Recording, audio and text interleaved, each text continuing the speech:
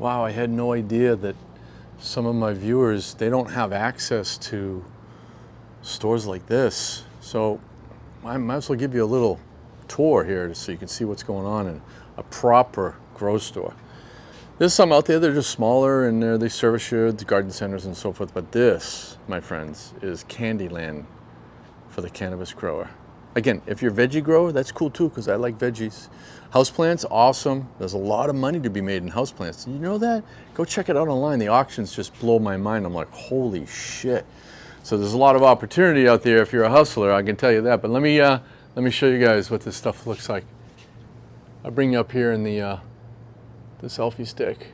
This place is huge. This is like a superstore, Candyland for the grower and you. And I'm going to show you a few things. So I'll bring you through a little tour here so you can see what it's like. You come in the front. These are all specialized products in here. I love this. This cabinet here is, those that know, they know. They come over here and they're looking for different things, whether it's, you know, shooting power for the making, you know, doing some tissue culture, build the soil products, your cloning solutions.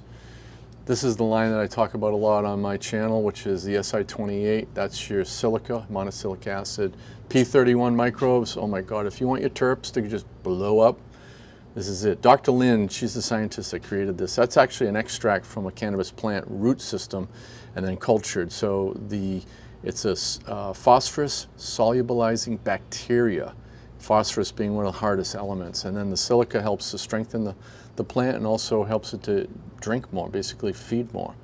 Super janitor, that keeps the root zone clean, creates enzymes. So there's a lot of specialized stuff in here. Mycorrhizal fungi by Great White, awesome products. So there's a lot of cool stuff there. CO2 tanks, so for those that are growing CO2, growing using enhancement of CO2, like I started in, I think it was 88. So 87 we started, Jeff and I, and then we started to make improvements and put money back into our grow and saying, hey, what can we do to enhance it? Well, CO2 injection. Those are tanks, they swap out, they're 20-pound tanks. So if you're new to growing, as you stick with the craft and you start to say, hey, how do I get more out of my plants? CO2, carbon dioxide, baby. They love it. It's a food source. Let's take a look. Ooh, look at that. Oh, how'd those get here? Oh, yeah. Oh, just a little jungle there sometimes. It's like a jungle sometimes. It makes me wonder how I keep from going under. I said, don't push me because I'm close to the edge. Trying not to lose my head. Oh, looky. See, when you grow it, you're going to need a delivery device. If you just need a nice, pretty little heavy-duty pipe so when you drop it doesn't shatter every time. Or you're into concentrates. Oh yeah, you cats that are into the high quality. Now I'm a vape guy. I vaporize my flour. So I use a device to vape my flour itself. It's a cleaner way for me to deliver. For years I burnt joint after joint after joint and then hacking along in the morning and that phlegm coming out. Oh, you feel me? As I got older, I said I got to do a cleaner way. And when you do vaporization of your flour, my God, it's just terpy, baby. It's all about the terps. You guys know what I'm talking about. So the guys that are looking at this case going, oh my God, they got all my little apparatuses, tools, and customizations for the Puffco Peaks, little portable water pipes, and vape pens, and packs. I started out with the packs, the very first one that came on the market, then the second one. And then I graduated to a different one. They all work great though. So it's a nice clean way to deliver and you can set your temperatures so you have a different experience. These are all like vape carts and pens for other things. Oh, you gotta have papers to wrap it up. Plenty of papers. Gotta remember the old days, zigzag. Some of you old cats watching this, you're like, zigzags, man, I grew up on zigzags, yeah. When you graduated out of the Easy Wider newspapers, some of you guys are going like, oh man, I remember that, look at this. This is nostalgic for me to see an Easy Wider. We used to call them newspapers. I need the Easy Wider newspapers. And then you move over to the zigzags, and then you got Bob Marley's, you got Elements, and it goes on and raw, and then it's just, and then, dude, this is the part that I haven't figured out yet. These filters, the tips, like, oh man, I'm gonna have to relearn how to roll a joint with a tip in it. I'm old school. I go, that's the last thing you hear when the end of the joint is in your mouth, and you're like, it tastes like crap. But this is the cool part, is coming into the head shop section and being able to, peruse through and see cool different stuff. I love quality pipes, wood pipes especially. I used to have a nice big collection of them. That's when I used to burn it. You know, I used to burn it, and but then as I got older, you know, the tar inside your pipes, that's inside your lungs too if you smoke a lot. And I'm not judging anybody. I'm just saying, if as you get older, there's cleaner ways to deliver it. Oh yeah, those little hitters. So I like just seeing all the cool stuff. Grinders, I'm actually in the market. I think I needed a fresh new grinder. I got an electric one, but sometimes you just want that little one in your hand you can just spin. Check it out, lots of cones. I mean, your cats are into cones. I'm not really a cone person, but I have rolled a lot of cones for people. You know, I give away some goodies every now and then. And and here's all the little cool devices for the guys that like concentrates, dab rigs and stuff like that, all the little accessories, the little beads you put on, the filters. And then you get into some of the higher end glass. That's kind of nice. I thought that one's cool, look at that. Check that out, that's pretty neat. And glass, you know, for quite a long time, glass was getting a ton of money. I mean, I think it's got a little softer over the years as far as pricing, but some of the rare pieces still hold a lot of value. But yeah, and then maybe you just need a utility one or you need a new banger. So that's all cool. And then, of course, you got to have some incense. It just wouldn't be a pot party without some incense. Lots of that stuff. So I figured I'd give you guys a little tour of this shop. Let me give you a little walkthrough. If you haven't used Grove bags yet, you know, for years I had cases and cases of mason jars, and you have to burp, and oh my God, it's labor intensive. You got to, and you got to make sure the atmosphere isn't too moist. You got to have your dehumidifier running, all this sort of stuff. Then I graduated to the sea vaults. I remember my first sea vault. You remember your first sea vault? It was expensive. They're stainless steel. They got a rubber seal, and you put a Bovita pack in there. One of these. This is a two-way moisture pack. If you fuck up and over dry your stuff, and you put one of these in, it'll freshen it right up. So these are also beneficial to maintain the freshness of your herbs. So those can be used. However, if you're using the Grove bags, you can cure it right in the bag. And I was like, no way. I'm like, way, try it out. So I had a bunch of these, stacks of these things actually. And they were pricey, but then I said, you know, a friend of mine said, you gotta try these. And I'm like, I don't know, I think it's a gimmick.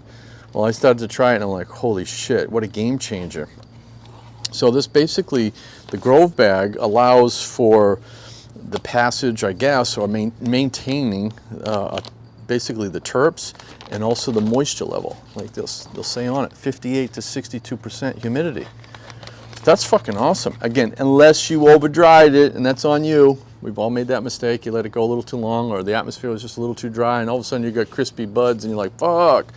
Well, you can either get a Boost pack or a Bovita pack. They're both two-way moisture packs, and put that in. Whenever I've had that issue, I just take a couple of these, stick it in the big bag. You know, if I've got a half-pound bag or a 1-pound bag, stick it in there, leave it a couple of days, and it freshens it right back up.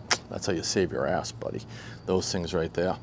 And then again, if you're into making concentrates and extracts like hashish, yeah, bubble hash, you get those washing machines over here, the small ones. These are cool. And of course, when you do that, you're going to need some, you know, the mesh bags, the bubble bags to be able to sift it. You can buy a 4-bag kit, an 8-bag kit, it's all different types. And then if you've never used one of these are cool. These are neoprene covered. This is a plastic bucket, neoprene cover, and this has a mesh screen on the top. This one happens to be 120 micron. This one is a 73 micron. And what you do is you get some dry ice. So you put your plant material, you flip this over, put the cover over it, and put some plant material in there. Sorry, I'm sorry, I'm pointing in the wrong direction. Sorry about that. The bucket itself, you flip it over, put your plant material or your trim. A lot of us will use our trim, and then you load it with some dry ice. Preferably the pellets, if you can get the pellets, they work best. And then you put the neoprene over it with the screen itself exposed, and you just shake it. Shake it over a nice smooth surface, and you're basically keefing all of the resin. You're freezing it right off of the plant material, and it's passing through. And whether you picked 120 micron, anything at that size or smaller will pass through. Any on the 73 micron is, again, that's going to pass through. Anything smaller than that will pass through. So that's another way of getting your resin off of your plant material, and then from there you can press it. You press it, you put it into one of these mesh bags here, whether, again, the different micron sizes here. This is pretty cool. 25 micron, 37 micron. And microns, if you're not sure, it's basically the thread count. how big is the opening in the thread itself as far as the square? Is it really small, a little bigger? So that's basically what the micron sizes mean. So, you know, you can go all the way up to 90 micron, 160 microns. That's bigger. It's a bigger hole. That's a lot more material pass through. But if you like it to be a little bit finer, depending on your desire of what you want for a product, for rosin. So you put your keef in there and then you press it. Basically, you put it in some parchment and you go over to them, you know, whether it's a Smasher, Nug Smasher, or whatever brand you might have, 2 heated plates, squeeze it down, set up the pressure, and it melts the resins out, and now you have basically dabs, rosin. So yeah, a little fun fact. Water filtration, guys, you've gotta, if you're really looking for, you know, up your game, again, this is not for the person who's working on a budget. You know, you want to get an RO system, reverse osmosis. I have one of these right here. So basically you have 3 components. You have a pre-filter, which gets, you know, your rough pipe sediment and stuff like that out. That's the first part that it does. Then it goes through the carbon filter, which begins the cleaning process of the water. And then this tube here has a, basically a membrane. It's wrapped membrane. It's about this big around. It's wrapped in there. And basically now all the water has to squeeze through this, and it squeezes out all the impurities that your water has. Now, if you're on town water, municipality water we call it, they add things into your water systems. They add fluoride, not a good thing. Let's not go down that path, Joe. But I want to talk about fluoride. It's how bad it is. And it calcifies the pineal gland. No, not right now, Joe. But I want to talk. No. Sorry, guys. I talk to myself every now and then. Do you ever do that? Basically, your town's adding shit to your water. They're adding chlorine and chloramines, which they have to because it kills the bacteria in the pipes and the E. coli potential in the pipes. But, you know, chlorine is a gas they inject to help. You can off-gas by letting it sit in a bucket for 24 hours, or you use a filtration system that squeezes it out and gives you nice clean water. Now, keep in mind when you're using this type of filtration, RO or reverse osmosis, what's going to happen is the machine itself, the device, is going to use a certain amount of water to give you a certain amount of clean, usable water. Now, these you can configure to either 1-to-1 or 2-to-1. That means 2 gallons of water are wasted to make you 1 good water of clean gallon of water, or you can do a 1-to-1. 1 bad goes out through the drain and the other goes into, you know, your holding tank, and it's pure clean water, neutral. Then you add your minerals back in. So that's starting with a clean base water. Like you guys saw in my videos, the outdoor one that I have is one of these. This is basically a hose end, which is ultimately a version of this, but not as tightly wound. So this, again, squeezes out and cleans the impurities, the chlorines, chloramines. And if you're growing with soils or using microbes, you want to try to reduce those sterilants like the chlorines and chloramines. Chloramine is a synthetic version.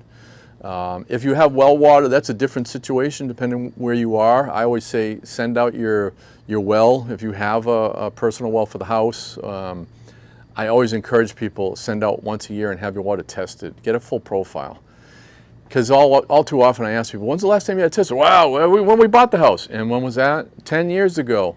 All right, so nothing's happened to the underwater aquifers upstream anywhere, no contamination, no heavy metals or, you know, petroleum products. Yeah, so test your wells if you're doing that. But well water is a different situation. Send it out for profiling. But your town waters, if you're into a higher end of growing, you're going to want to filter your water. Now, if you're just a hobbyist at home, don't worry about it. Don't sweat it. There's different things you can do to, you know, get the chlorine. So there's different products that you can find that helps. Now, over here, this is Sterilants. This is isopropyl, 99.9 technical grade isopropyl. You can use it for cleaning devices, cleaning your rigs, stuff like that. H2O2, this is a liquid oxygen, baby. It's 34%. This shit'll burn you, bro. Do not touch it because it burns. That's why you wear safety gloves when you're working with this. But you can use this to enhance the oxygen at the root zone too. You can also use it for cleaning. Hydrogen peroxide, you can use that also for at the year end when you're doing a bud wash, which we'll get into that when we get to the end of the season because I like to clean off my outdoor grown weed.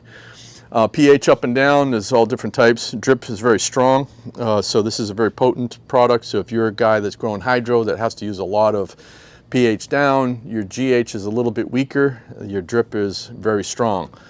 Again, you're adjusting your pH up or your pH down, acid or base.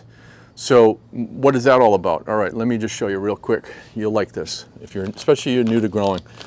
Why is it so important? Why do we have almost a whole aisle dedicated to all that stuff, plus the measuring devices and so forth? Well, it's because it helps with the health of your plant because, let me show you this little chart. This is a little starter kit, by the way. It comes with a little glass tube. You can take a water sample and a couple of, I think it's 5 drops of this, and it'll change colors, and you match it up to the color. It'll tell you what the pH of that water is, but it has to be clear and clean. But as soon as you start to add some of those goodies that are all over there, those nutrient bottles, some of them have colors added to them and changes the color of the water sample, so it's not an accurate way. That's when you really want to have a pH pen. It's a tool you need in your toolbox, my friend. It's definitely worth your investment. They start somewhere in the $20, $30 range. They go up to 100 or so, different manufacturers, but I like to say have 1 or 2 on site. Now, let me show you the reason why.